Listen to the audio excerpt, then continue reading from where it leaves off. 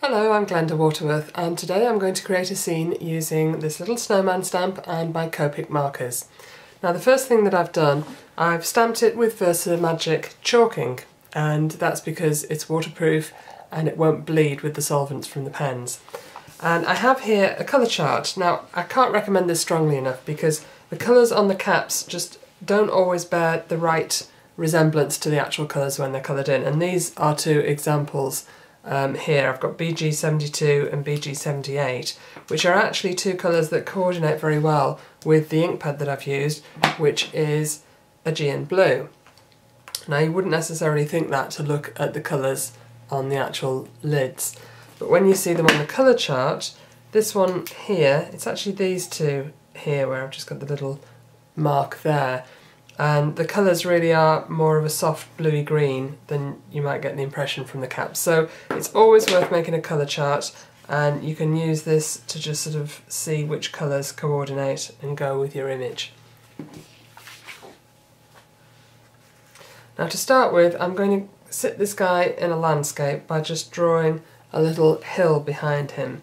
And I'm going to use the chisel tip because I can actually get quite a fine line with the chisel tip. If you just use the corner of it, you're not going to get a thicker line by pressing down harder, so that's what I like to use the chisel tip for.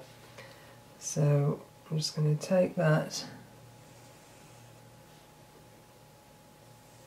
and draw a little hill there, and then I'll just do another one like that.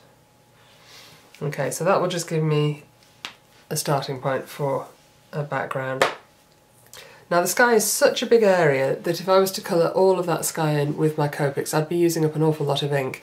So for the sky I'm going to use an ink blending tool, and I'm going to use Distress Inks in the background on the sky, so we'll come on to that later. But just to colour this, I just wanted to show you a technique that's quite useful for things that you want to keep nice and light. What I'm going to do here is I'm going to take this BG72, which is the right sort of shade, but it's far too strong for what I want. So I'm taking the chisel end of it, and I've got my colourless blender here, and I'm just going to take a little bit of colour from the chisel end, and that will colour the end of the nib of my colourless blender, but that will all come off and it will go back to clear again, so I'm not worried about that. What I will do though, I always have scrap paper to hand to just test it and see how that comes out. So we'll just use that to apply a little bit of shading. And the nice thing about this technique is that the more you actually work the pen, the more the colour comes off and goes back to the colourless. So as you work with it, the colour just fades back to clear.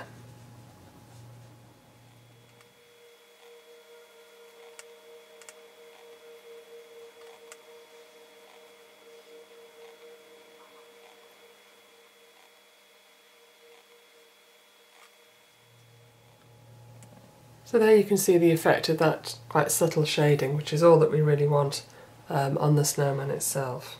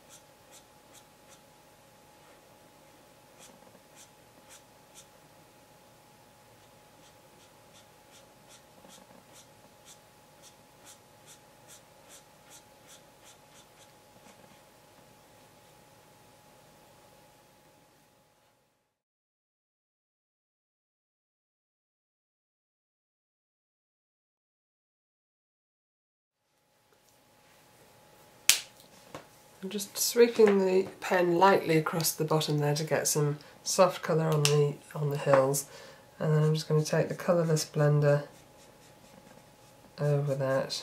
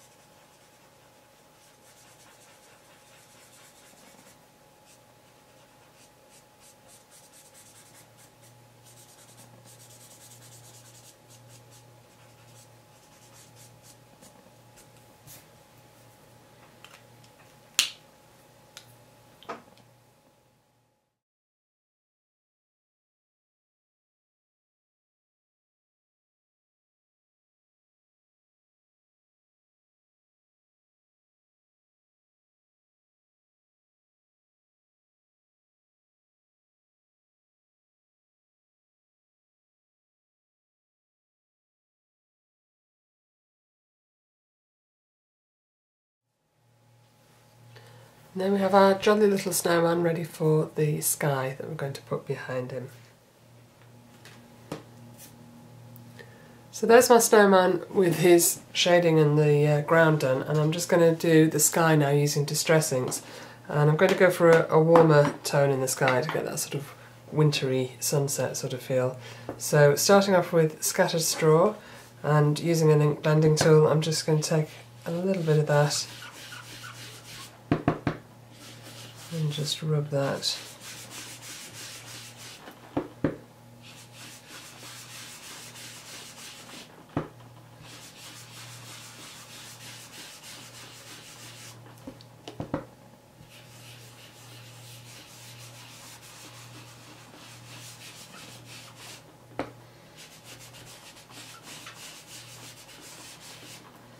And then swap to the Victorian velvet and just add